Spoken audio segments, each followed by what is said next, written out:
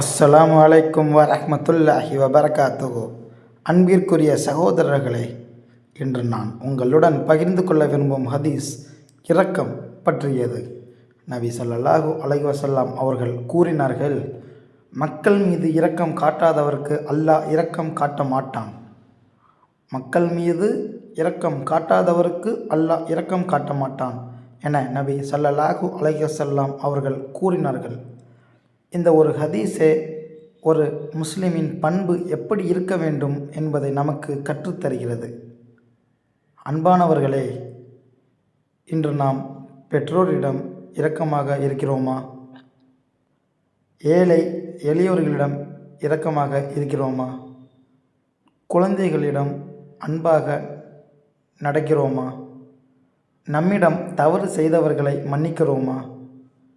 இவற்றை ஒவ்வொருக்கும் சிந்தித்து பார்க்க வேண்டும்.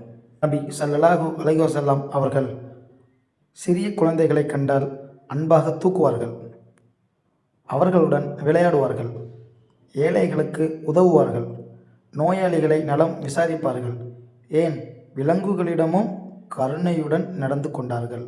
அதனால்தான் நபி ஸல்லல்லாஹு அலைஹி வஸல்லம் அவர்களை அல்லாஹ் உலகத்தாருக்கு அருளாக அனுப்பினான். இன்று நாமும் அந்த நபி வழியை பின்பற்ற வேண்டும். வீட்டில், பள்ளியில், வேலை செய்யும் இடத்தில், தெருவில், சமூக வலைதளங்களில் கூட பிறரின் மனத்தை புண்படுத்தாமல் அன்பாகவும் இரக்கமாகவும் நடக்க வேண்டும். ஒரு இனிய வார்த்தை பேசுவதும் இரக்கம். ஒருத்தவங்கள்ட்ட அன்பாக பேசினா கூட அது ஒரு இரக்கம். பசித்தவருக்கு உணவு கொடுப்பது இரக்கம். ஒருத்தவங்க பசியோடு இருக்காங்க, அவங்களுக்கு நம்ம ஒரு உணவுவே கொடுத்தாலும் அது ஒரு இரக்கத்தில் தான் சேரும். வயதானவருக்கு உதவுவதும் இரக்கம். தவறு செய்தவரை மன்னிப்பதும் இரக்கம்.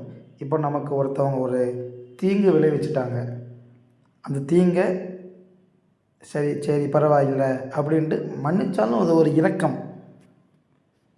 நாம் அல்லாவின் இரக்கத்தை விரும்பினால் முதலில் அல்லாவின் படைப்புகளிடம் இரக்கம் காட்ட வேண்டும். அல்லாஹ் நம்ம மேலே இரக்கப்படணும் அப்படின்னு நம்ம நினச்சோம் அப்படின்னா நம்ம அல்லாவின் படைப்பினங்கள் மீது நம்ம இரக்கம் காட்டணும். உன் சகோதரனுக்கு, உலக மக்களுக்கு, ஏன் விலங்குகளுக்கு, ஏன் பூச்சிகளுக்கு கூட நாம் இரக்கம் காட்ட வேண்டும். அப்படி இரக்கம் காட்டினால் அல்லாஹ் நம் மீது இரக்கம் காட்டுவான்.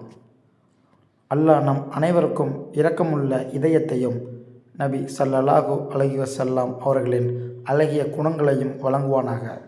ஆமீன். அஸ்ஸலாமு அலைக்கும் வரஹ்மத்துல்லாஹி வபரகாத்துஹு.